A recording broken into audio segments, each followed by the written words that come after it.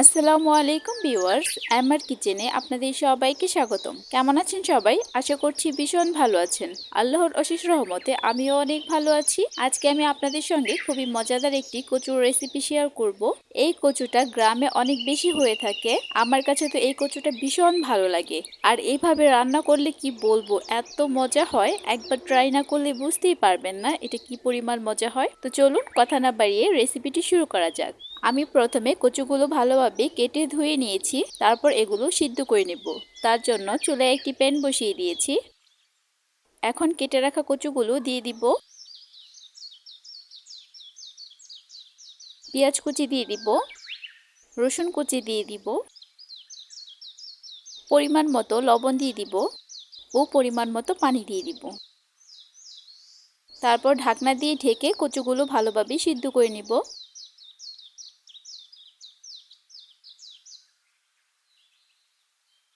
এখন একটু ঢাকনা উঠিয়ে নেড়ে চেড়ে দিব। এভাবে আমি আবার ডেকে দিব।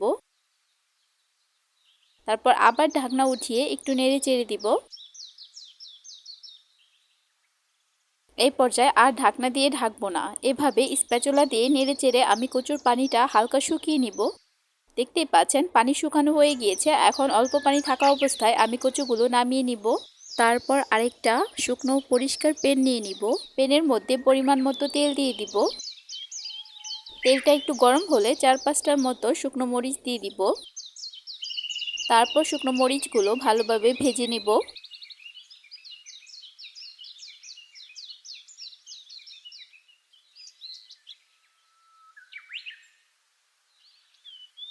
এখন পেঁয়াজ কুচি ও রসুন কুচি দিয়ে দিব। তারপর নেড়ে চেড়ে কিছুক্ষণ ভেজে নেব। পেঁয়াজ ও রসুন কুচি একটু বেশি করে দিলে কচুটা খেতে ভীষণ ভালো লাগে, তাই চেষ্টা করবেন পেঁয়াজ কুচি ও রসুন কুচি একটু বেশি করে দিতে।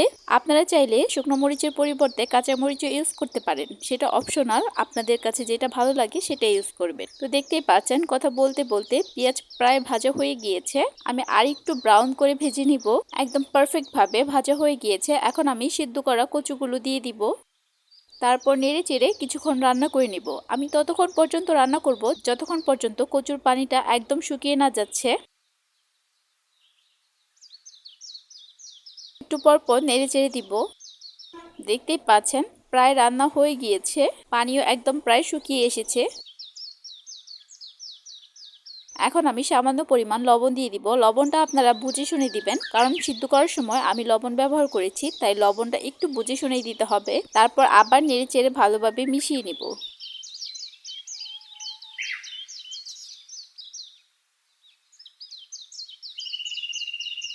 দেখতেই পাচ্ছেন কচুটা একদম পারফেক্ট ভাবে রান্না হয়ে গিয়েছে। এখন আমি সার্ভ করে দেখিয়ে দিচ্ছি। দেখতেই পাচ্ছেন এটা দেখতে কতটা লোভনীয় লাগছে। এটা দেখতে যতটা লোভনীয় লাগছে, এটা খেতেও অসম্ভব মজা ছিল। অনেকেই রোজার মাসে সেহরিতে খাবার খেতে পারেন না, এরকম করে কচু রান্না করে খেলে সেহরিতে খাওয়ার জন্য মুখে অটোমেটিক রুচি চলে আসবে। এভাবে একবার কচু রান্না করে দেখবেন কি পরিমাণ মজা হয়। এরকম নতুন নতুন ভিডিও পেতে আমার চ্যানেলটি সাবস্ক্রাইব করে দিবেন, লাইক কমেন্ট শেয়ার করে দিবেন, পাশে থাকা বেল আইকনটি প্রেস করে দিবেন। এতে করে আমি ভিডিও ছাড়ার সাথে সাথেই আপনার কাছে নোটিফিকেশন চলে যাবে। আর যদি ফেসবুক থেকে দেখে থাকেন তাহলে আমার পেজটি ফলো করে দিবেন। সবাই ভালো থাকেন, সুস্থ থাকেন। আসসালামু আলাইকুম এভরিওয়ান।